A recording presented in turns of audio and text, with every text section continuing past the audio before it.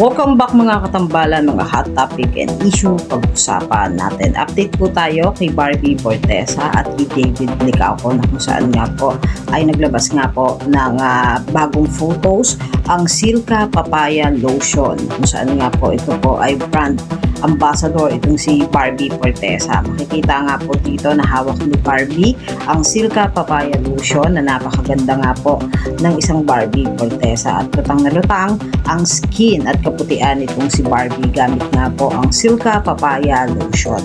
Habang si David Licauco naman po ay naglabas nga ang Oppo Reno 14 series ng bago nitong mga photos kung saan ay kasama nga nitong si David, Tasha at Nadine. Makikita nga po dito na napakaganda ng mga kuha ng Oppo. Napakagwapo naman ng isang pambansang Ginoo na talaga namang nag-enjoy gamit nga po ang Oppo Reno 14 series 5G. Samantalang naglabas din po ang Vitamilk Philippines na kung saan ay pinahulaan nga po nila kung sino ang bagong endorser ng Vitamilk na kung saan nga po ito ay si David at si Barbie. At sa lahat po ng nakahula ay dadalo nga po sa black screening ng pelikula nitong si Barbie Fortesa na P77.